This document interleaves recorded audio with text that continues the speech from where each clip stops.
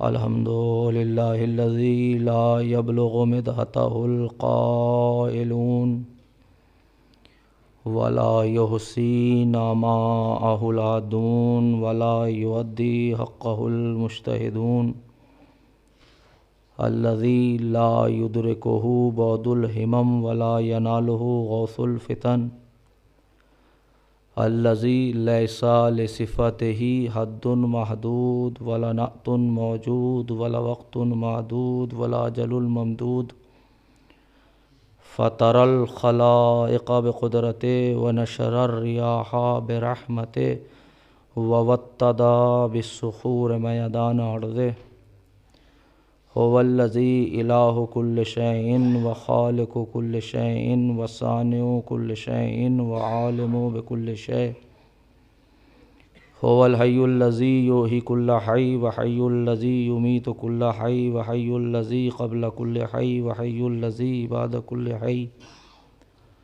وحی الذی لیس کمثلہ حی والصلاة والسلام علی رسول الثقلین محبوب رب المشرقین والمغربین جد الحسن والحسین مولانا و مقتدانا ابی القاسم محمد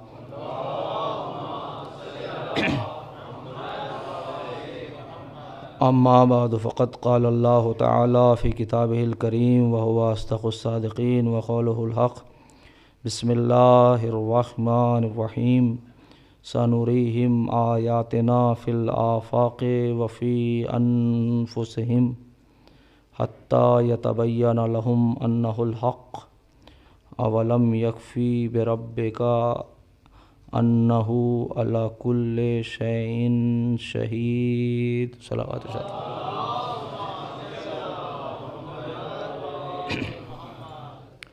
سفر معرفت توحید، سفر معرفت انسان توحید تک، اس عنوان سے جس سلسلہ بیان کا آغاز کیا تھا، آج ہم اس کے 9ویں مرحلے میں داخل ہو رہے ہیں۔ آپ کی انتہائی حسن سماعت اور محبت کے سائے میں کاروان خطابت جاری و ساری ہے۔ عزیزان گرامی، توحید کا موضوع وہ موضوع ہے کہ جس پر انسان جتنا بھی بولتا رہے اور جتنا بھی یہ سفر طے کرتا رہے تو اس کو یہ محسوس ہوگا کہ ابھی کچھ نہیں حاصل کیا۔ ہم سفر اول سے، اور وہ سفر اول کثرت سے وحدت کی طرف جانا، مخلوق سے خالق کی طرف جانا، اس پر ہم تفصیلی گفتگو کر چکے، اور ہماری اب گفتگو دوسرے سفر کے سلسلے سے ہے، اور وہ سفر ہے حق سے حق کی طرف، وحدت سے وحدت کی طرف۔ اور اس کے سلسلے سے میں آپ کی خدمت میں چند گزارشات اور معروضات پیش کر چکا۔ یہ جو سفر ہے حق سے حق کی طرف، وحدت سے وحدت کی طرف، خالق سے خالق کی طرف، یہ سفر ذات سے ذات کی طرف نہیں ہو سکتا، بلکہ یہ سفر صفات الہی سے ذات کی طرف ہے، یہ اسماء الہیہ سے ذات کی طرف ہے، اور وہ اسماء الہیہ اور وہ صفات پروردگار نے خود بیان کیے۔ عزیزان گرامی، ظاہر ہے کہ اسماء لفظیہ کے بارے میں آپ جان چکے ہیں، اور اسماء وجودیہ کے بارے میں آپ جان چکے ہیں۔ میں مسلسل یہ 2 مجلسوں میں آپ کی خدمت میں پیش کر چکا کہ ذہنوں میں جو قرآن ہیں، جو حافظان قرآن ہیں، وہ اپنے ذہن میں قرآن رکھتے ہیں، مگر وہ وجود ذہنی ہیں، اور وہ وجود ذہنی لفظوں کا وجود ذہنی ہے، توجہ کیجیے گا۔ اور جو لکھا ہوا قرآن ہے وہ کتبی ہے، اور وہ قرآن کے جو تلاوت کر رہے ہیں وہ لفظی ہے۔ لیکن جب تک انسان قرآن حقیقی تک نہیں پہنچے گا، لفظوں کو معنی نہیں مل سکتے، قرآن کو وجود نہیں مل سکتا، یا میں کہوں کہ الفاظ قرآن اور آیات قرآن کو مصداق نہیں مل سکتا، توجہ کیجیے گا۔ تو لہذا وجود حقیقی جب تک نہیں ہوگا، جب تک یہ سفر آگے بڑھ نہیں سکتا۔ اس لیے کہ کبھی بھی کسی بھی زمانے میں صرف لفظوں سے سفر طے نہیں ہوتے، توجہ کیجیے گا۔ سفر صرف لفظوں سے اگر طے ہو جائیں تو انسان زیادہ سے زیادہ کیا کرے گا کہ اگر کوئی لفظ اس کے ذہن میں آتا ہے تو زیادہ سے زیادہ جو معنی اس کے ذہن میں آتے ہیں اس کو تسلیم کر لے گا۔ لیکن معصوم نے فرمایا کل ما تصورتموہ وتخیلتموہ فہو مخلوق لکم ومردود الیکم۔ دیکھو اللہ کے سلسلے سے جو بھی تم تصور کرو گے، جو بھی تم خیال کرو گے، وہ تمہارے تصور کی دین ہوگی، وہ تمہاری مخلوق ہوگی جو تمہاری طرف ہی پلٹ جائے گی، اس کا خالق حقیقی سے کوئی رابطہ نہیں ہے۔ لہذا جب لفظوں کو ہم نے دیا ہے تو پھر ان لفظوں کو مصداق بھی ہم دیں گے، تاکہ تم سمجھو کہ جب مصداق ایسا ہے تو جو خالق مصداق ہے وہ کیسا ہوگا، توجہ کیجئے گا۔ جب لفظوں کو معنی ہم دے رہے ہیں تو تمہیں اندازہ ہوگا۔ تو اب عزیزان گرامی، قرآن مجید میں نے عرض کیا تھا کہ جتنے بھی 127 اسما ہیں، اور قرآن مجید میں کہا گیا وَلِلَّهِ الْأَسْمَاءُ الْحُسْنَى فَادْعُوا بِهَا۔ دیکھو جتنے بھی اسماء حسنہ ہیں وہ اللہ کے لیے ہیں، ان کے ذریعے سے اللہ کو پکارو، توجہ کیجئے گا۔ اور کتنے اسماء حسنہ ہیں؟ کہا 127 ہیں اسماء حسنہ جو قرآن نے نقل کی ہیں۔ میں روایات کے 99 والی بات نہیں کر رہا ہوں، جو قرآن مجید میں ہیں 127 جو ہے وہ اسماء حسنہ ہیں۔ لہٰذا اللہ کہہ رہا ہے کہ دیکھو یہ اسماء اس لیے ہیں تاکہ اس کے ذریعے سے اس کو پکارو، اس کے توسل سے اس کو پکارو، اس کے واسطے سے الاسماء الحسنہ۔ دیکھیں حسنہ حسن کی جمع نہیں ہے، 3 کیٹیگریز ہو سکتی ہیں، غیر حسن، حسن، احسن۔ جو اچھا نہ ہو، جیسے آپ کہتے ہیں گڈ، بیٹر، بیسٹ، یہ 3 ہے نا، تو اسی طریقے سے بیسٹ کا نام ہے احسن، توجہ کیجئے گا، اور اس کی جمع ہے حسنہ، الاسماء الحسنہ۔ تو جو اللہ کے بہترین نام ہیں ان کے ذریعے سے تم اللہ کو پکارو، اور وہ کتنے ہیں؟ کہا 127 ہیں۔ تو قرآن میں 127 کے ذریعے سے یہ کہا گیا کہ ان کو وسیلہ بناؤ، ان کو واسطہ بناؤ، ان لفظوں کے ذریعے سے اللہ کو پکارو۔ میں کہوں گا اگر اللہ یہ کہے کہ لفظوں کے ذریعے سے مجھے پکارو تو پھر شرک نہیں ہوتا، اور اگر وہ کہے کہ اسماء وجودیہ کے ذریعے سے پکارو تو شرک کیسے ہو سکتا ہے؟ بھائی وہ بھی تو اسی کے اسماء وجودیہ ہیں، وہ 14 جو اسماء وجودیہ ہیں۔ تو اگر لفظوں کے ذریعے سے پکارے انسان تو شرک نہیں ہے، اور اگر وجود کا واسطہ دے کر اگر دعا کرے تو پھر اگر جس طریقے سے لفظوں کو اس نے بھیجا ہے،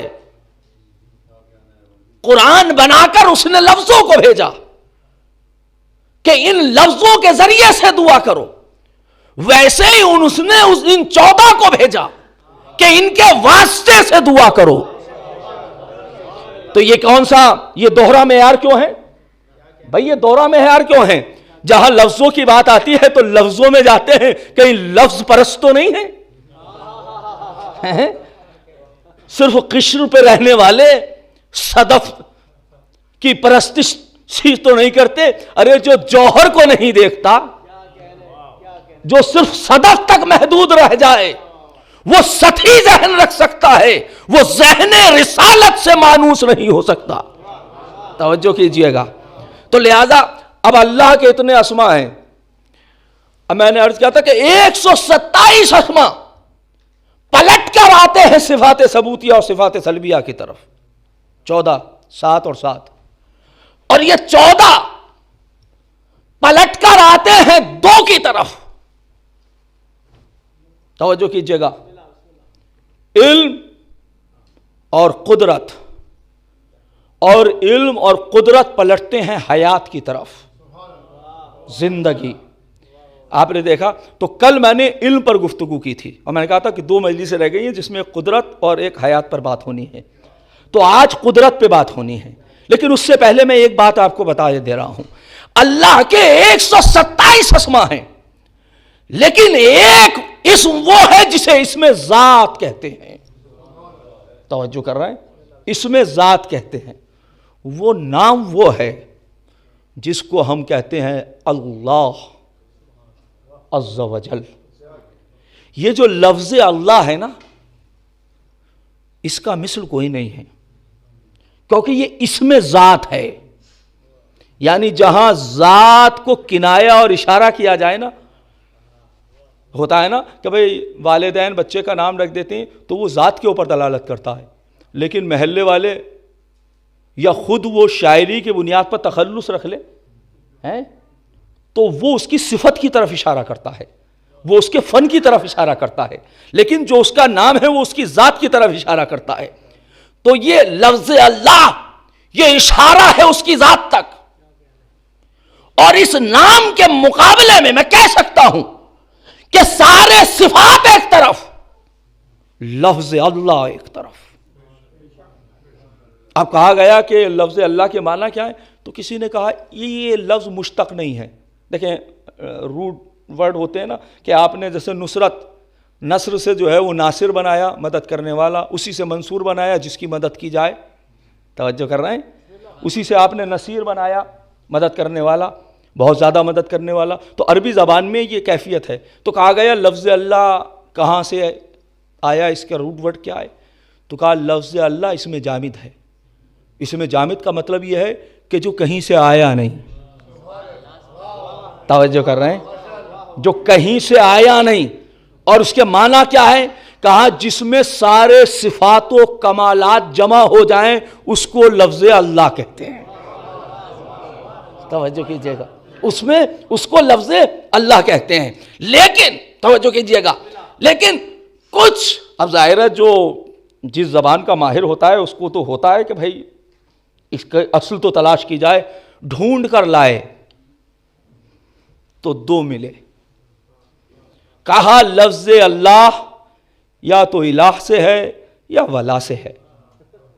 اگر الہ سے ہے تو معنی ہے عبادہ، تو اللہ کے معنی ہے جس کی عبادت کی جائے، اور اگر ہے ولاحہ تو تحیر بہ العقول، یعنی جہاں متحیر ہو جائے، حسرت میں رہ جائے، تو اللہ اس ذات کا نام ہے جہاں عقل متحیر ہو جائیں۔ توجہ کر رہے ہیں؟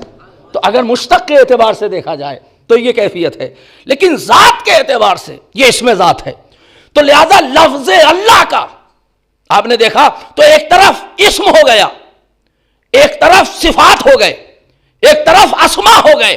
اب آپ محسوس کریں گے کہ آخر اس آیت کی، اس حدیث کی اہمیت کیا ہے، کہ جو کچھ کتب اربع میں ہے وہ قرآن میں ہے، جو کچھ قرآن میں ہے وہ سورہ حمد میں ہے، جو سورہ حمد میں ہے وہ بسم اللہ میں ہے۔ اب آپ بسم اللہ پڑھیے، بسم اللہ الرحمن الرحیم، یہ وہ آیت ہے جس میں اسم بھی ہے، اس میں ذات بھی ہے، صفات بھی ہے، اسم بھی ہے، صفت بھی ہے۔ جو کر رہا ہے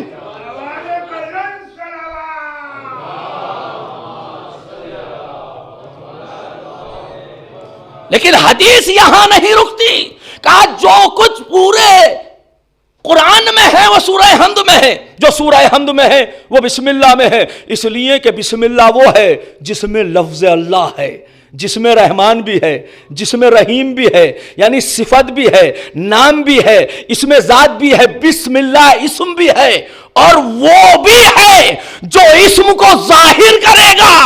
وہ کیا ہے؟ کہا یہ وہ نقطہ ہے جو بے کے نیچے لگا ہوا ہے۔ انا نقطۃ التی تحت البا، آواز دی میں وہ نقطہ ہوں جو بے کے نیچے دیا جاتا ہے۔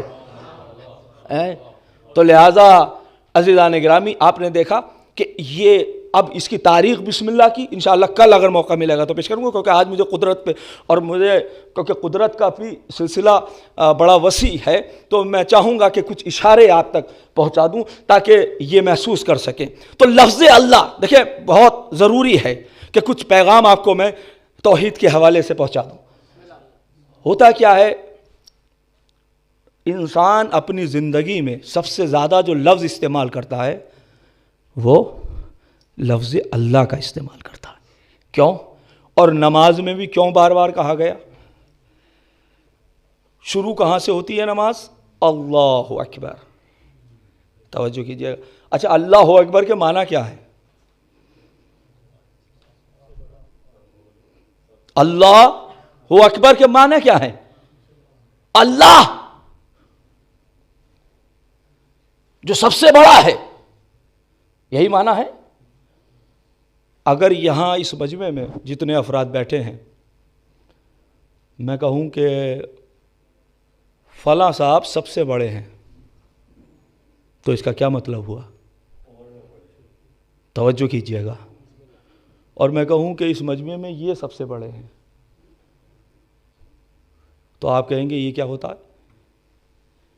دیوار کا تقابل انسانوں سے تو نہیں ہوتا، لیکن جب میں نے کہا کہ وہ سب سے بڑے ہیں تو آپ کیا کہیں گے؟ اس کا کیا مطلب ہے کہ وہ یہاں بیٹھے ہوئے انسانوں میں ہی ایک انسان ہے۔ اب آپ کہہ رہے ہیں اللہ سب سے بڑا ہے، تو جو سب میں ہی ہے کیا اللہ؟ توجہ کیجئے گا میں کیا عرض کر رہا ہوں۔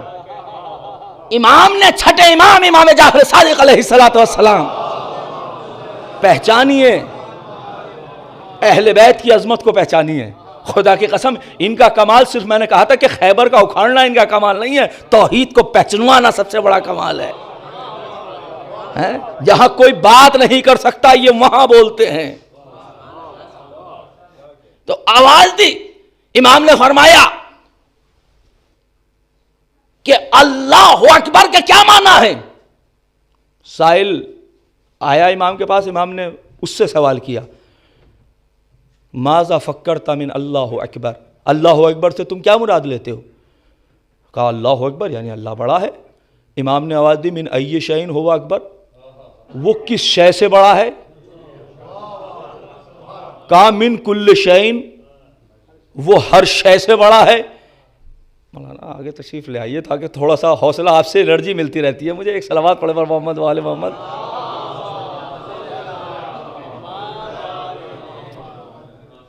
تو کہا اللہ اکبر کے کیا معنی ہے؟ کہا من ای شیء ہو اکبر، کس شے سے وہ بڑا ہے؟ کہا من کل شیء، ہر شے سے وہ اکبر ہے۔ امام نے آواز دی لقد حددت، تو نے اللہ کو محدود کر دیا، اس لیے کہ ہر شے میں اس کا مقابلہ کر رہا ہے۔ شے سے شے کا مقابلہ نہیں ہوتا۔ اس کا مطلب یہ ہے کہ تو نے اللہ کو شے سمجھا ہے جو اس اشیاء میں سب سے بڑی شے مان رہا ہے۔ توجہ کیجئے گا خدا کی قسم۔ مولا پھر اس کا کیا مطلب ہے؟ اللہ اکبر کا مطلب کیا ہے؟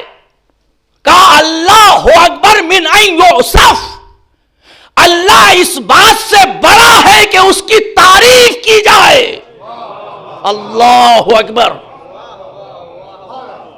اب دیکھیے یہ تو آپ نے حدیث سنی ہے، لیکن اس کی تجلی دیکھیے آپ۔ کیا امام نے کیا فرمایا؟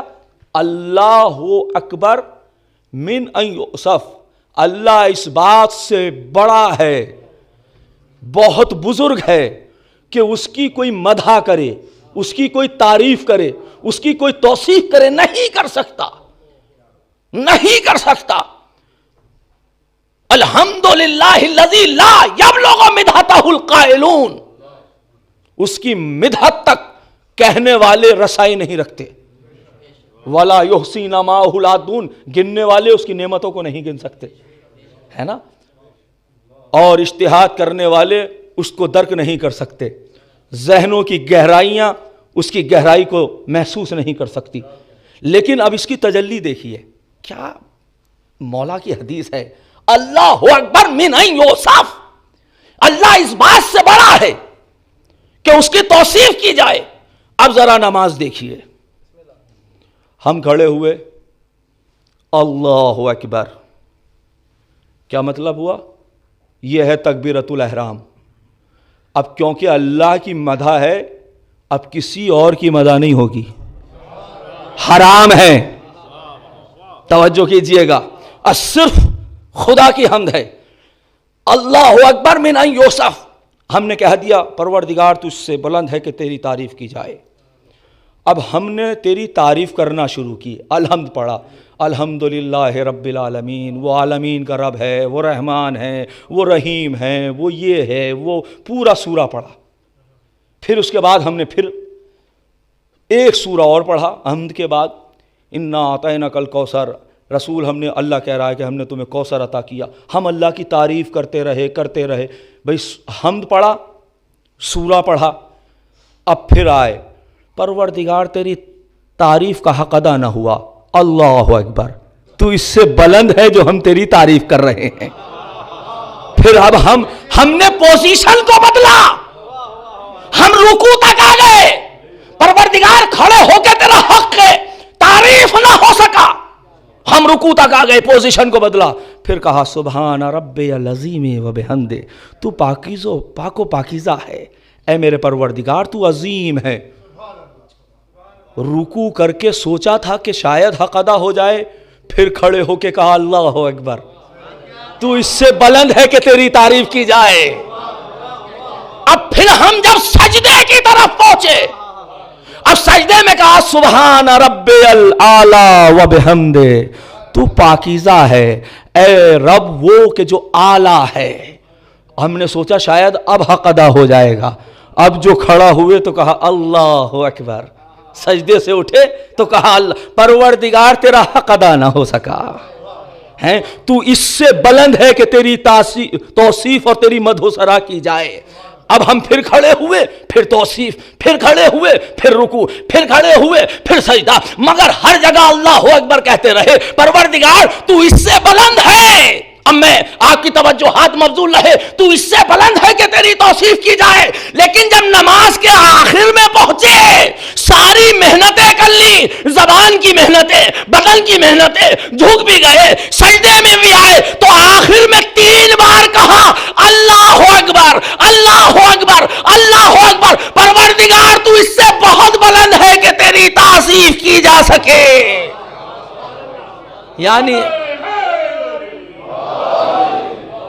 یعنی یہ عاجزی ہے. 3 بار کہنے کا کیا مطلب ہے؟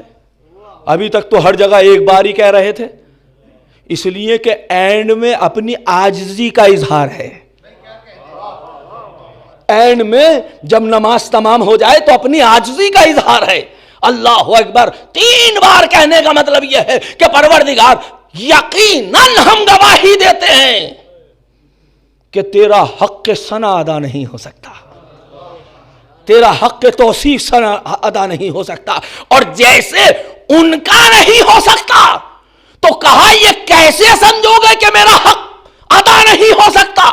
ہم کچھ ایسی ہستیاں بھیجیں گے کہ جن کی صفات کو تم سمجھ نہیں سکتے، اور رسول آواز دیں گے یا علی ما رفعک الا اللہ وانا، اے علی تجھے کسی نے نہ پہچانا، یا خدا نے پہچانا یا میں نے پہچانا. اللہ کو کسی نے نہ پہچانا، یا تو نے پہچانا یا میں نے پہچانا. تجھ کو کسی نے نہیں پہچانا، یا میں نے پہچانا یا اللہ نے پہچانا. مجھ کو کسی نے نہ پہچانا، یا خدا نے پہچانا یا تو نے پہچانا.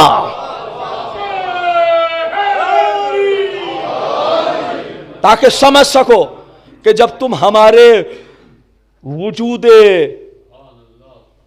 اسماء وجودیہ کی حق توصیف ادا نہیں کر سکتے تو پھر ہماری حق توصیف کیسے ادا کر سکتے ہو کہ جو ان کا خالق ہے؟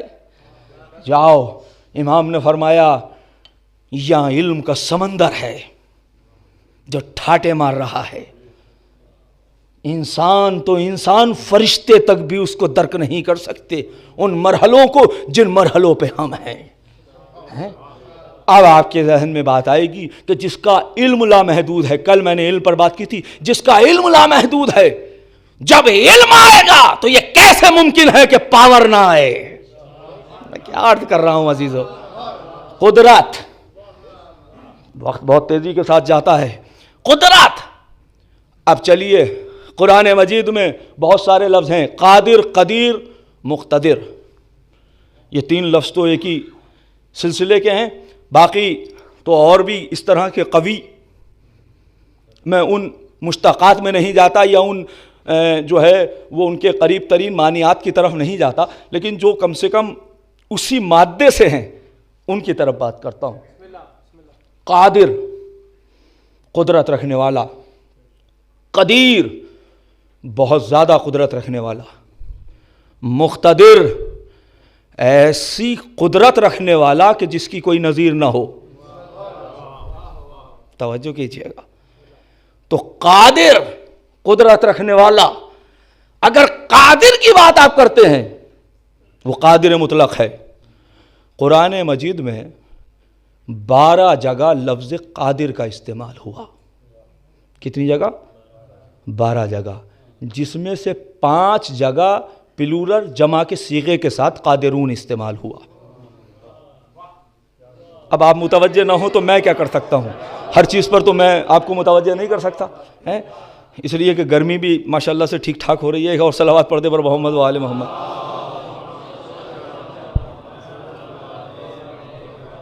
باواز بلند صلوات ارشاد فرمائے پر محمد۔ تھوڑا سا آپ اور اپنے اور میں بھی تاکہ ذہن کو آمادہ کر لیں، 2-4 شعر سن لیں تاکہ آپ بھی تھوڑے سے، جناب نیئر صاحب کے وہ فرماتے ہیں، میسم بھائی آپ خاص طور سے جو ہے یہ مطلب سنیے گا، یہ نئی بات نہ تھی میسم تمار کے ساتھ، یہ نئی بات، میسمین کا اجتماع ہے، یہ نئی بات نہ تھی میسم تمار کے ساتھ، حق تو کھیلا ہے ہمیشہ رسن و دار کے ساتھ۔ یہ نئی بات نہ تھی میسم تمار کے ساتھ، حق تو کھیلا ہے ہمیشہ رسن و دار کے ساتھ، صرف پھولوں سے عداوت ہے چمن والوں کو۔ دیکھیں شعراء کرام محسوس کر رہے ہیں، صرف پھولوں سے عداوت ہے چمن والوں کو، باغباں سے تو وہ ملتے ہیں بڑے پیار کے ساتھ۔ اب آپ شعر سنیے گا کہ یہ نئی بات نہ تھی میسم تمار کے ساتھ، حق تو کھیلا ہے ہمیشہ رسن و دار کے ساتھ، صرف پھولوں سے عداوت ہے چمن والوں کو، باغباں سے تو وہ ملتے ہیں بڑے پیار کے ساتھ، تیز رفتار سے بڑھتا ہوا بیعت کا سوال۔ شاید اپنی نوعیت کا منفرد شعر و میسم دیکھیے گا، تیز رفتار سے، مدبر، تیز رفتار سے بڑھتا ہوا بیعت کا سوال، 2 قدم بھی نہ چلا عابد بیمار کے ساتھ۔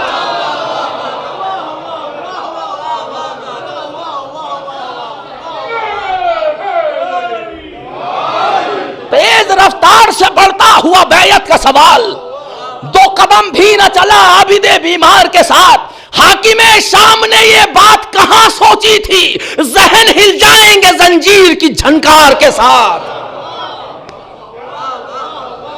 حاکم شام نے یہ بات کہاں سوچی تھی، ذہن ہل جائیں گے زنجیر کی جھنکار کے ساتھ۔ اور اب یہ شعر جس کی وجہ سے میں نے یہ شعر سنائے ہیں،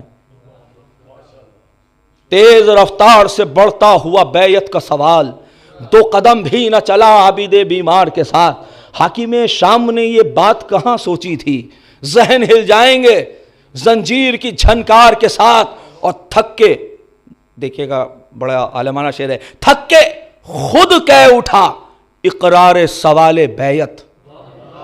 قدرت اور عاجزی، قدرت کا عکس ہے عاجزی، توجہ کیجئے گا، شعر ایسے نہیں سنائیں کہ بس مجھے یاد آ گئے ہیں، توجہ کر رہے ہیں۔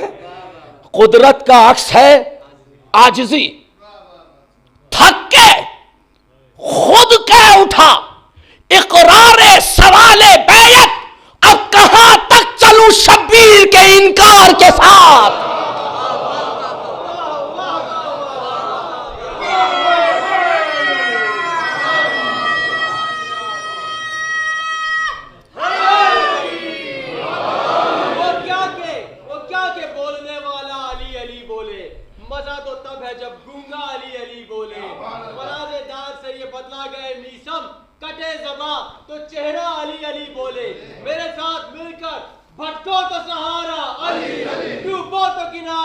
علی علی علی علی علی علی علی علی علی علی ہم سب کا رہبر، ہم سب کا لیڈر، مست کلندر، علی علی مست کلندر، علی علی نعرے حیدری۔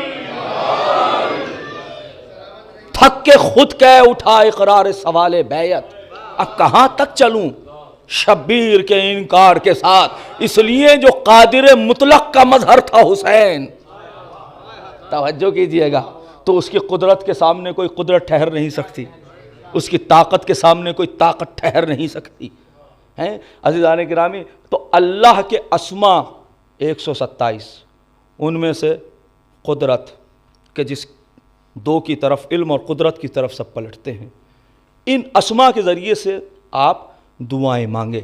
معصوم سے کسی نے پوچھا، مولا ہم اللہ سے دعا کرتے ہیں اس کے اسما کے ذریعے سے، مگر ہماری دعا قبول نہیں ہوتی۔ امام نے فرمایا، انتم تدعون ما لا تعرفون، تم اس سے دعا مانگتے ہو جس کو نہیں پہچانتے۔ اگر اسے پہچان لو گے تو یہ ممکن ہی نہیں ہے۔ اچھا، کوئی انسان کسی انسان کے گھر جانا چاہتا ہو اور اس کے گھر کو نہ پہچانتا ہو، برابر والا دروازہ کھٹکھٹاتا رہے، تو کیا وہ دروازہ کھلے گا جو چاہتا ہے؟ اس لیے کہ اس کا کھٹکھٹا رہا ہے جس کو پہچانتا نہیں۔ توجہ کیجئے گا، دعائیں کیوں نہیں ہوتی؟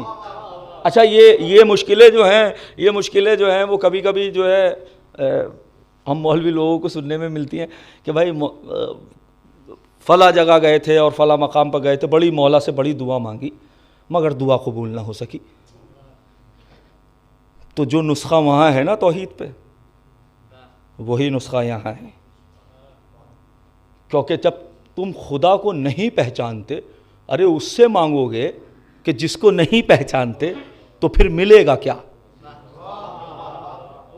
وہی بات مولا کی ہے، اس لیے کہ وہ مظہر قادر ہیں، وہ مظہر قدیر ہیں۔ تو جب تم ان سے مانگو گے جن کو نہیں پہچانتے، اب مجھے پھر 4 مصرے یاد آ رہے ہیں، یہ میثم صاحب کی برکت لگ رہی ہے مجھے آج، کہ اچھا کیوں نہیں مدد کرتے؟ یم کہتے ہیں سمندر کو۔ قرآن مجید میں جہاں موسیٰ اور فرعون کا تذکرہ ہے تو وہاں یم کا لفظ استعمال کیا گیا ہے۔ یم بد اعتقادی میں مجھے بہنا نہیں آیا، مصرے دیکھیے گا، یم بد اعتقادی میں مجھے بہنا نہیں آیا، یقین کی سرحدوں سے اس طرف رہنا نہیں آیا۔ اس لیے کہ وہ اور ہیں جو شکیات و وہم اوہام میں زندگی بسر کرتے ہیں، ہم تو یقینیات پر زندگی گزارنے والے ہیں۔ یم بد اعتقادی میں مجھے بہنا نہیں آیا، یقین کی سرحدوں سے اس طرف رہنا نہیں آیا، اور میری امداد کو مولا نہیں آئے تو میں سمجھا مجھے شاید ابھی تک یا علی کہنا نہیں آیا۔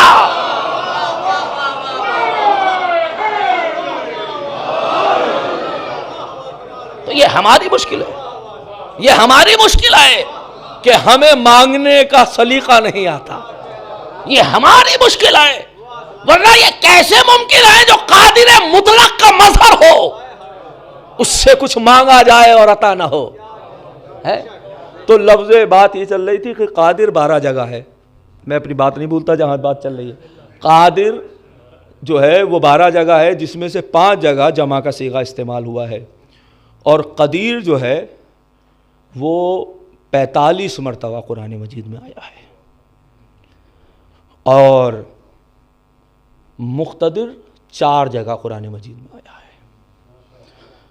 اب ظاہر ہے کہ یہ ان کی تفصیلات اور توضیحات کا تو نہ وقت ہے اور نہ بیان کیا جا سکتا ہے، میں تو صرف ایک قادر پر بات کرنا چاہ رہا ہوں، قدرت پہ بات کرنا چاہ رہا ہوں۔ اچھا مجھے یہ بتائیے، آج ہم اگر اس طریقے کی بات، اگر میں آپ سے سوال پوچھوں کہ آج سب سے پہلے امریکہ چاند پر چلا گیا، پھر رشیا، پھر چین، اور پھر اب انڈیا، اور پھر یہ سارے 4 ملک چاند پر، مجھے یہ بتائیے کہ اب سے 200 سال پہلے چاند پر کیوں نہیں گئے؟ میں ایک سوال پوچھ رہا ہوں، توجہ کیجئے گا، کیوں نہیں گئے؟ کیا 200 سال پہلے چاند نہیں تھا، یا انسان نہیں تھا؟ انسان بھی تھا، چاند بھی تھا۔ میاں صاحب کہہ رہے ہیں ذرائع نہیں تھے۔ تو اب سوال یہ ہے، دیکھیے ایک بات یاد رکھیے گا، اس وقت تک سوال بنتا ہے جب تک آپ راستے میں ہیں، جب منزل پہ پہنچتے ہیں تو سوال ختم ہو جاتا ہے۔ توجہ کیجئے گا میں کیا عرض کر رہا ہوں، اس وقت تک سوال کا حق ہے جب تک آپ راستے میں ہیں۔ میاں بھائی کے ہاں جانا چاہتا ہوں، راستے میں ہوں تو پوچھتا رہوں گا کہاں ہے کہاں ہے، اور جب پہنچ گیا تو اب پوچھنے کی کیا ضرورت ہے کہاں ہے گھر۔ تو جب تک راستے میں ہے سوال کا حق ہے، اور جب منزل پہ پہنچ گئے تو سوال کا حق ختم ہو گیا، اس لیے کہ منزل پالی ہے۔ تو چاند بھی تھا۔ اچھا آج ہم تھوڑے سے وضو کے، رمضان میں خاص طور سے وضو، نماز، یہ سب طور طریقے سکھاتے ہیں اور بتاتے ہیں کہ بھائی ایسے وضو کیجئے، تو کہتے ہیں مولانا آپ ابھی وضو میں ہی الجھے ہوئے ہیں، لوگ چاند تک پہنچ گئے۔ میں نے کہا چاند ہی تک تو پہنچے، یہ مخلوق تک پہنچے ہیں، ہم خالق تک پہنچانے کی بات کر رہے ہیں، توجہ کر رہے ہیں۔ اور افسوس کی بات یہ ہے کہ جو پوچھ رہے ہیں نہ وہ چاند پہ پہنچے نہ خالق پہ پہنچے۔ میں نے کہا سرکار آپ کہیں پہنچ جائیے تو بہتر ہوگا۔ تو اب یہ مسئلہ ہے۔ تو اب عزیزان گرامی، انسان، میں نے سوال یہ ہے کہ چاند پر انسان کیوں نہ گیا 200 سال پہلے؟ اور ظاہر سی بات ہے کہ انسان بھی موجود تھا اور چاند بھی موجود تھا، تو آپ کیا کہیں گے؟ وسائل نہیں تھے۔ میاں بھائی کی بہت اچھی بات ہے، تو میں پوچھوں گا وسائل کیوں نہیں تھے؟ تو یہی کہیں گے وسائل اسی لیے نہیں تھے کیونکہ علم نے، ٹیکنالوجی نے اتنی ترقی نہیں کی تھی۔ تو اب سوال کا انداز بدلوں کہ اس کا مطلب یہ ہے کہ جس کے پاس علم نہ ہو وہ چاند پہ نہیں جا سکتا۔ طاقت اور علم کو ذرا محسوس کیجئے گا، کہ جس کے پاس علم نہ ہو، جب علم بڑھتا ہے تو طاقت بڑھتی ہے، پاور بڑھتی ہے، قدرت بڑھتی ہے، تو انسان چاند پہ پہنچ جاتا ہے۔ یہ عجیب بات ہے کہ اگر انسان کا علم بڑھ جائے تو وہ چاند پر پہنچ جائے، نتیجے میں کہا جاتا ہے بہت علم بڑھ گیا۔ توجہ کیجئے گا، علم نے ترقی کی ہے، اور اگر کوئی سدرۃ المنتہا تک چلا جائے تو وہ تم جیسا کیسے ہو سکتا ہے؟ اتنی سی بات سمجھ میں نہیں آتی بھئی، یہ تو بالکل سامنے کی باتیں ہیں۔ اگر اتنی سی بات بھی سمجھ میں نہیں آتی تو پھر اس عقل پہ ماتم کرنے کا جی چاہتا ہے، اور ہم تو ایکسپرٹ ہیں ماتم کرنے میں۔ ایک صلوات پڑھ دے اور محمد و آل محمد۔ توجہ کر رہے ہیں؟ تو لہٰذا عقل پر انسان معراج کی بلندی پہ پہنچا، کس کی بنیاد پر؟ علم کی بنیاد پر۔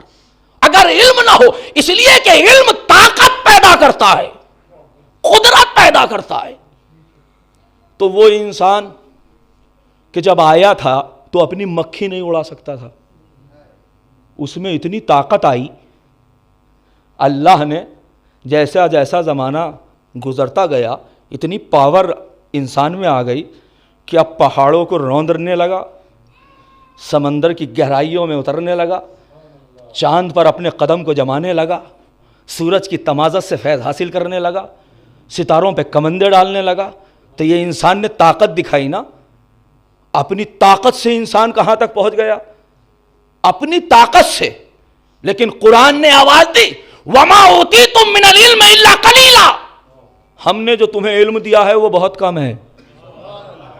اور اس کا مطلب یہ ہے کہ جب علم کم ہے تو طاقت کم ہے. اچھا کیوں طاقت کم ہے؟ چلیے قرآن کی طرف. ارشاد ہو رہا ہے، اور یہ آیت میں نے مرکز گفتگو قرار دی تھی محمد ٹرسٹ کے اشرے میں.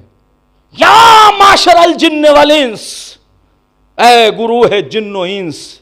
کس سے خطاب ہے؟ صرف انسانوں سے نہیں، جنات بھی شریک ہیں، ڈریے گا نہیں. یا معاشر الجن اور جن پہلے ہیں، اس لیے کہ بات جب طاقت کی ہوتی ہے، یہ ہے فصاحت قرآن، ہے نا. ہم کہتے ہیں کوئی انسان کوئی وزنی چیز، احمد جن ہوئے آپ تو ہیں، تو طاقت کا کیونکہ مظاہرہ کر رہا ہے نا انسان.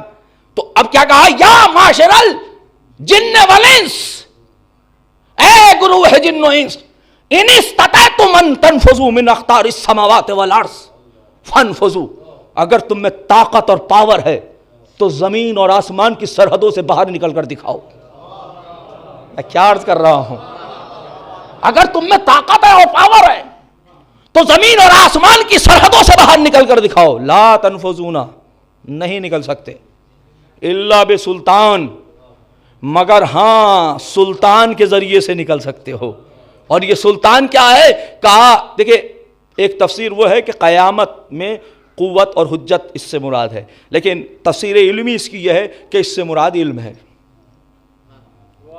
میں یہ نہیں چاہتا کہ واہ کے چکر میں آپ سے غلط جو ہے وہ، اس لیے کہ یہ میری ذمہ داری ہے ممبر سے میں وہ بیان کروں. ہمارے استاد خدا غریق رحمت کرے وہ فرماتے تھے کہ جب تم مجلس پڑھو اور 1 گھنٹے کی مجلس پڑھو تو یہ نہ سوچنا کہ تم نے 1 گھنٹہ قوم کا لیا ہے، یہ دیکھنا کہ تمہاری مجلس میں افراد کتنے ہیں. اگر 100 ہیں تو 100 گھنٹے لیے ہیں، اس کا ذمہ دار قیامت میں تم ہوگے. توجہ کر رہے ہیں؟ تو یہ بہت سنگین مسئلہ ہے، ممبر پہ آنا کوئی آسان نہیں ہے. تو میں عرض کر رہا تھا، میں وقت کو کم کرتے ہوئے اور گھڑی کی طرف پیش نظر رکھتے ہوئے وقت کے اندر گفتگو کو مکمل کر رہا ہوں. تو تم آسمان و زمین کی سرحدوں سے باہر نہیں نکل سکتے. دیکھو تم جن بھی چلے جائیں ساتھ ہیں، لا تنفذون، ہاں نکل سکتے ہو مگر سلطان کے ذریعے سے، علم کے ذریعے سے. تو وسائل، اب پتا چلا آپ کو وسائل کیوں آئے. وسائل آئے علم کی بدولت. جب علم آیا تو انسان نے سفر کرنا شروع کیا. اب یہ سفر بڑا طویل رہا اور انسان مسلسل سفر پہ ہے، سفر کر رہا ہے. لیکن مجھے انصاف سے بتائیے، انسان، اچھا قرآن کی آیت میں ذرا لفظ پہ غور کریں، یا معاشر الجن والانس ان استطعتم ان تنفذوا من اقطار السماوات والارض. جب زمین کی بات ہوئی تو اراضی نہیں کہا، ارض کہا، زمین. اور جب سما کی بات، آسمان کی بات ہوئی تو کہا سماوات. دیکھو تمہارے اندر جرأت نہیں ہے کہ زمین اور آسمانوں کی سرحدوں کو، عاصم بھائی، آسمانوں کی سرحدوں کو تک تم پہنچ جاؤ. پہنچ سکتے ہو مگر یہ کہ سلطان چاہیے. تو اب انسان ترقی کرے تو جس کے پاس جتنا علم ہوگا وہ اتنا لمبا جائے گا. توجہ کر رہے ہیں؟ وہ اتنا بلند ہوتا چلا جائے گا. اور یہی وجہ ہے اتنا بلند ہوگا تو جو مظہر قدرت الہیہ تھے جب چلے ہیں بلندی کی طرف تو وہ فرشتہ جو نوری تھا وہ کہنے لگا بس میں اس سے آگے نہیں بڑھ سکتا، اگر اس سے زیادہ گیا لو تجاوزت انمولتن، اگر ایک انمولا بھی آگے بڑھ گیا لا احترقت، تو جل کے خاک ہو جاؤں گا. میں کہوں گا رسول کی صحبت میں ہو، آگے چلے جاؤ.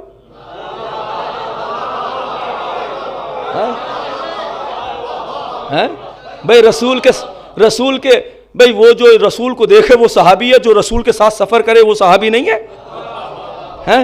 جو خاکی ہے وہ صحابی ہے، جو نوری ہے وہ صحابی نہیں ہے؟ تو لہذا یہ تو زیادہ، میں کہوں گا جبرائیل تم رسول کے صحابی ہو، رسول کی صحبت میں آگے بڑھ جاؤ یا محمد کہہ کے عجب نہیں کہ آواز دے. دیکھو یاد رکھو صحابیت بھی وہی فائدہ دے گی جو اپنی اوقات اور سرحدوں کو پہچانتا ہو.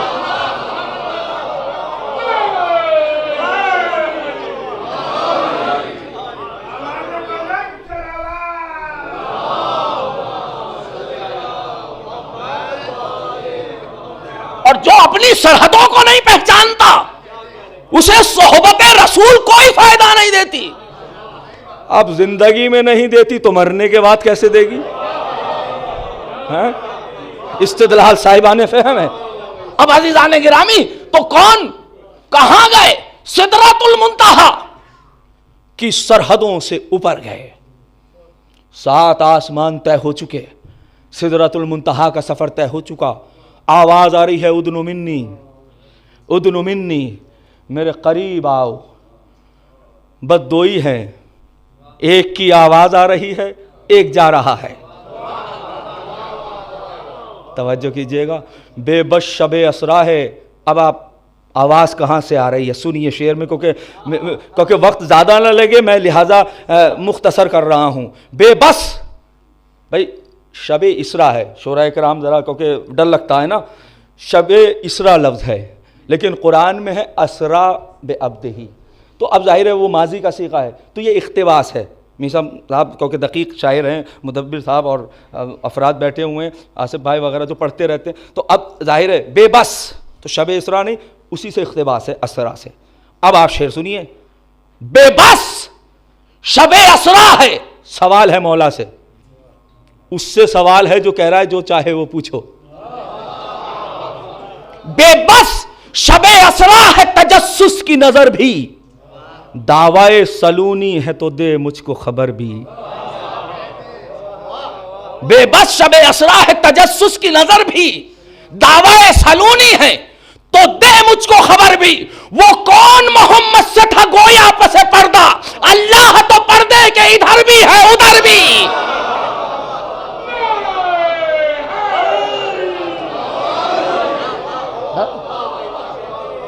کیا اللہ کو حجاب کی ضرورت ہے؟ ارے اسے پردے کی ضرورت ہے. تو حجابات کے پیچھے یہ کون تھا؟ ادنو منی، یہ وہی تھے جو مظہر قدرت الہیہ تھے. ان کے اندر ہی یہ پاور اللہ نے عطا کی تھی. دیکھو تم انہیں سمجھو گے تو سمجھ میں آئے گا کہ جب ان کی طاقت لامحدود ہیں تو وہ قادر مطلق کیا ہے.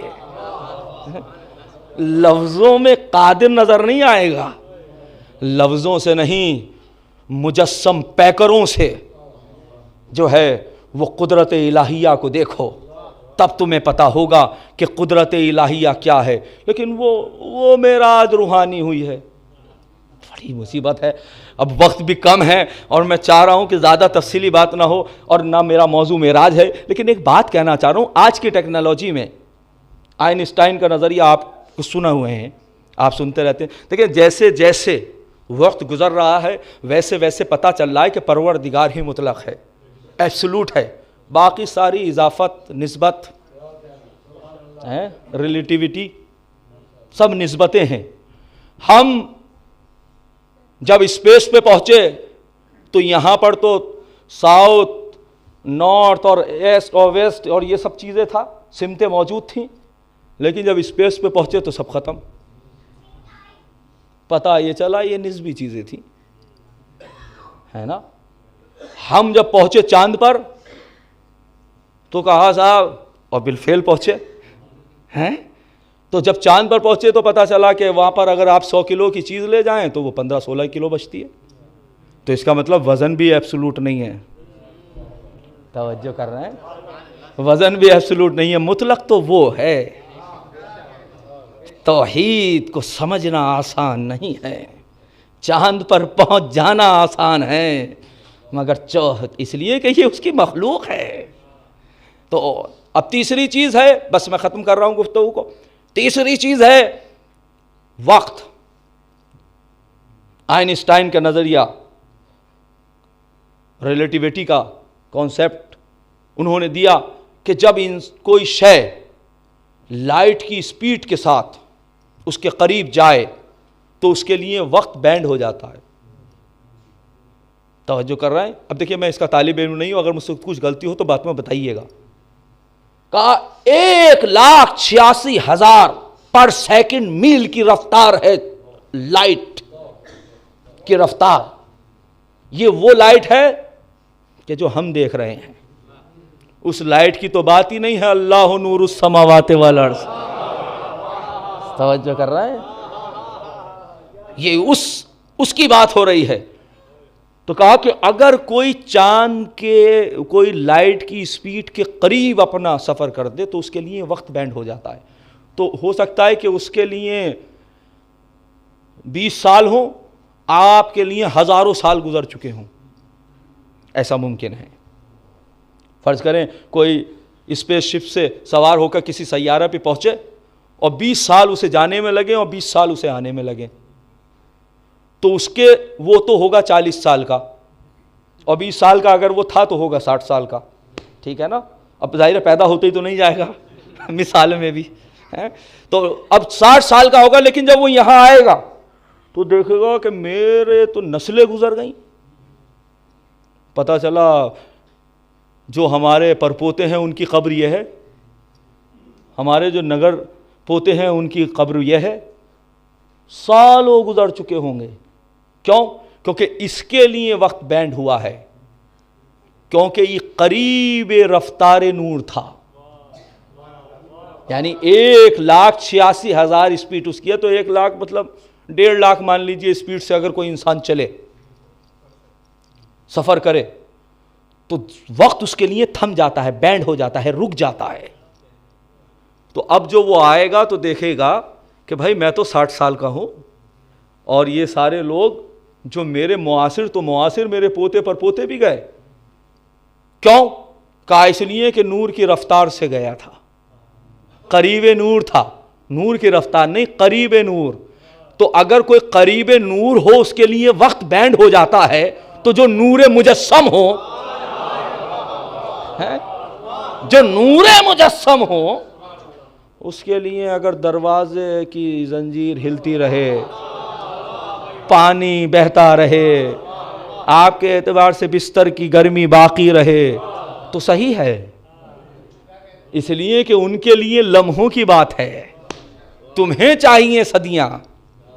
توجہ کیجیے گا. تو جہاں علم ہوتا ہے وہاں طاقت ہوتی ہے، جہاں طاقت ہوتی ہے وہاں مادیت پیچھے رہ جاتی ہے. اس لیے نور آگے بڑھتا ہے. اور عزیزان گرامی، یہی قدرت اب صرف وہی نہیں کہ جو ویسی قدرت ہو، اگر ان کی صبر کی قوت بھی دیکھو تو وہ بھی بے نظیر ہے.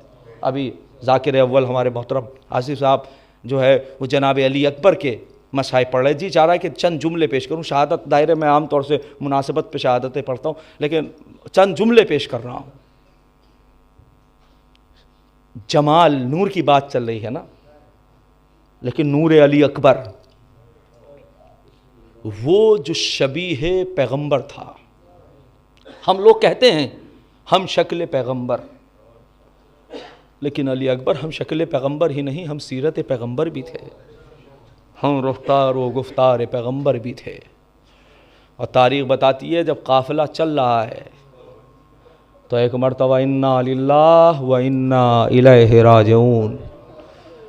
یقیناً بابا پروردگار کبریائی کے لائق ہے، لیکن یہ نعرہ تکبیر، یہ کلمہ استرجاع اپنی زبان پر کیوں جاری فرما رہے ہیں؟ میرے لال، قافلہ موت کی طرف بڑھ رہا ہے.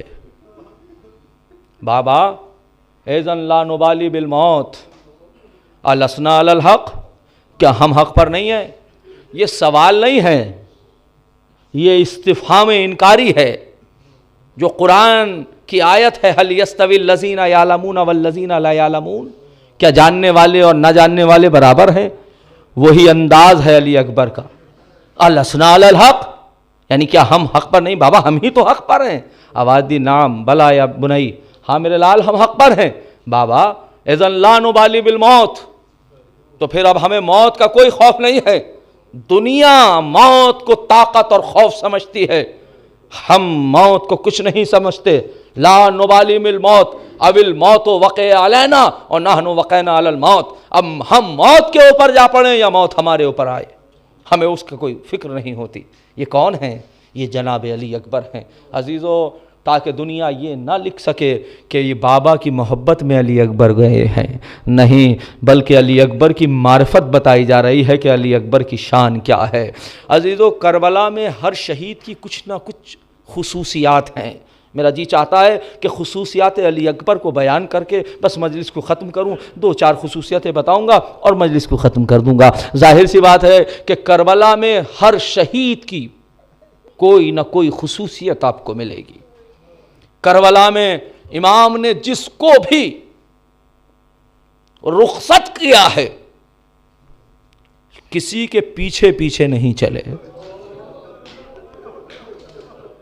یہ تنہا ہے علی اکبر کہ جو امام پیچھے پیچھے چل رہے ہیں۔ وجہ یہ ہے، علماء نے 3 وجوہات بتائیں۔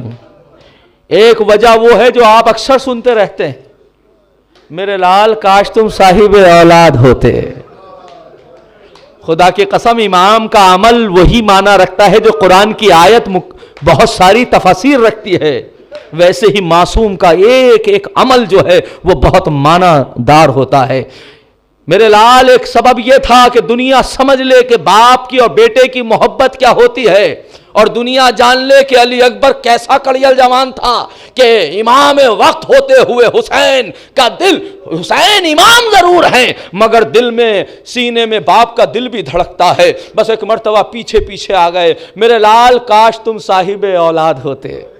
اور دوسرا وجہ یہ تھی، اس لیے امام پیچھے پیچھے آئے کیونکہ کربلا میں 2 بیٹے تھے کہ جس کی شہادت ہوئی ہے، کہ جو حسین کی خاص قربانی ہے، ایک علی اکبر اور ایک علی اصغر۔ اور شریعت میں مستحب ہے کہ قربانی کے پیچھے پیچھے چلا جاتا ہے۔ علی اصغر کو خود لے کر گئے ہیں اور اکبر کے پیچھے پیچھے چل رہے ہیں۔ میرے لال، تم میری طرف سے اللہ کی بارگاہ میں قربانی ہو۔ اور تیسری کیفیت یہ ہے کہ جو علماء نے بتایا کہ اس کی وجہ یہ تھی کیونکہ امام نے ایک جملہ کہا، میرے لال جب تک تمہارا میرا سامنا رہے مڑ مڑ کر دیکھتے رہنا۔ مجھے نہیں معلوم کہ مناجات امام حسین کے سلسلے سے یہ جملہ کہنے کا جی چاہتا ہے، مجھے نہیں معلوم یہ آخری وقت میں بیٹے کو دیکھنے کی خواہش تھی یا ہم شبیہ رسول کو دیکھنے کی خواہش تھی، اس لیے کہ مناجات میں فرما رہے تھے کننا اذا اشتقنا الی زیارت نبی، ارے جب ہم اپنے نانا کی زیارت کے مشتاق ہوتے تھے وَنَظَرْنَا إِلَيْهِ تو علی اکبر کو دیکھ لیتے تھے۔ بیٹا مجھے مڑ مڑ کر دیکھتے رہنا، نہیں معلوم بیٹے کی محبت میں کہہ رہے ہیں یا شبیہ رسول کی زیارت کی وجہ۔ جزاکم ربکم خیر الجزا۔ خدا آپ کو کسی غم میں نہ رلائے سوائے غم شہداء کربلا کے۔ بس عزیزو، 1-2 منظر پیش کر کر مجلس کو ختم کر رہا ہوں۔ اور کربلا کا کوئی بھی شہید جب گرا ہے نا تو اس نے بابا کو مدد کے لیے پکارا ہے، اس نے آقا کو مدد کے لیے پکارا ہے۔ کسی نے کہا امو ہماری مدد کو آئیے، کسی نے کہا جو ہے آقا ہماری مدد کو آئیے، کسی نے کہا امو جان ہماری مدد کو آئیے، کسی نے کہا مامو جان ہماری مدد کو آئیے، کسی نے کہا آقا ہماری مدد کو آئیے۔ یہ کربلا کا تنہا شہید ہے جناب علی اکبر کہ جو بابا کو مدد کے لیے نہیں پکارتے۔ میں کہوں گا علی اکبر بابا کو مدد کے لیے کیوں نہیں پکارتے؟ عجب نہیں کہ علی اکبر آواز دے، ارے میں جوان بیٹا ہوں، میرا بابا صبح سے لاشوں پہ لاشیں۔ حد یہ ہے کہ امام کو رخصت آخر میں علی اکبر نے سلام بھی اس انداز سے کیا کہ جس کا جواب واجب نہیں ہے۔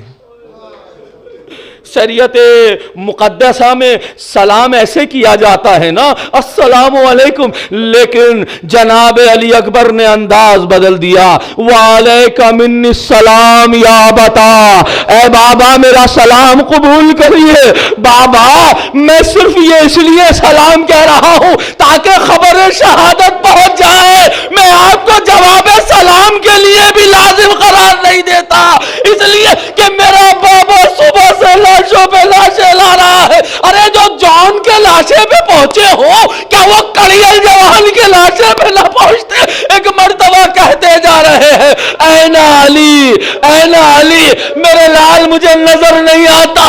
بس عزیزو ایک منظر، بس ایک مرتبہ قریب پہنچے، خدا کسی باپ کو وہ منظر نہ دکھائے کہ جو حسین نے دیکھا۔ کیا دیکھا؟ کہ جوان لال ایریاں رگڑ رہا ہے۔ ایریاں رگڑنے کی کیفیت آپ جانتے ہیں عزیزو، اس لیے کہ سینے میں کلیجہ ہے، سانس لیتے ہیں تو سینہ اٹکتا ہے، سینہ اٹکتا ہے تو ایریاں رگڑتے ہیں۔ بس ایک مرتبہ کہا میرے لال کوئی وصیت ہو تو بیان کرو۔ بس عزیزو یہ دو وصیتیں سن لیجئے، میں نے مجلس کو ختم کر دیا۔ ایک وصیت وہ ہے جو اکثر آپ سنتے رہتے ہیں، ایک وصیت وہ ہے جو عبدالحمید مہاجر سے میں نے سنی ہے، وہ پیش کر رہا ہوں، اور پھر اس کے بعد ختم مجلس و دعا انشاءاللہ۔ کوئی آنکھ ایسی نہ ہوگی کہ جس میں اشک نہ ہو۔ ایک مرتبہ کہا میرے لال کوئی وصیت ہو تو بیان کرو۔ حسین ایک مرتبہ آواز دی بابا بابا بابا میں آخری وقت میں اپنی بہن کی زیارت کرنا چاہتا ہوں۔ بھائی اور بہن کی محبت۔ بس ایک مرتبہ حسین نے دو انگلیوں کو بلند کیا، میرے لال ان دو انگلیوں کے درمیان میں دیکھو بابا، رسول کا روضہ تو نظر آ رہا ہے مگر صغرا نظر نہیں آتی۔ میرے لال ذرا غور سے دیکھو بابا، ایک گٹھوی سی پڑی ہوئی محسوس ہوتی مگر صغرا نظر نہیں آتی۔ حسین نے سر کو پیٹ لیا، اے میرے لال، ارے یہی تمہاری بہن صغرا ہے جو تمہارے نشان قدم کو چوم کر رو رہی ہے اور فریاد کر رہی ہے بھیا علی اکبر۔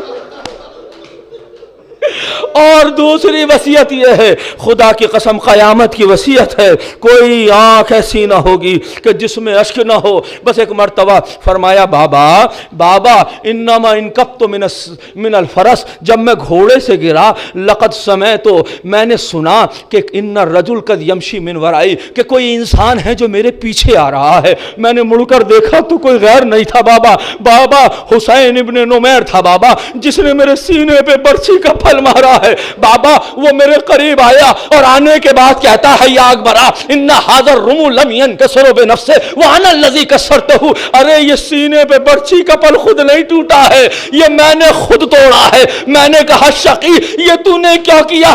بابا وہ مجھ سے کہتا ہے انی سمعت ان اباک صابرا، میں نے سنا ہے کہ تیرا باپ بڑا صابر ہے، میں بھی تو دیکھوں کہ جوان لال کے سینے سے کیسے برچھی نکالتے ہیں۔ بابا میری آپ سے یہی گزارش ہے، جب سینے سے برچھی کا پھل نکالے آسمان کانپے، زمین تھر رہا ہے مگر ہاتھوں میں لرزہ نہ آئے۔ حسین نے سینے پہ ہاتھ رکھا، بیٹا اکبر قلب سنبھلے گا اپنا تو ہم سنبھالیں گے، تم آنکھیں بند کرو ہم سلا نکالیں گے۔ یہ کہہ کے سینے کی برچھی، بابا خیبر کا در اکھاڑنا آسان تھا، جوان لال کے سینے سے برچھی کا بل کھینچنا مشکل ہے۔ حسین نے مرثیہ پڑھا، عباس تم تو سوتے ہو دریا پہ چین سے، اکبر کی لاش اٹھ نہیں سکتی حسین۔ انا للہ و انا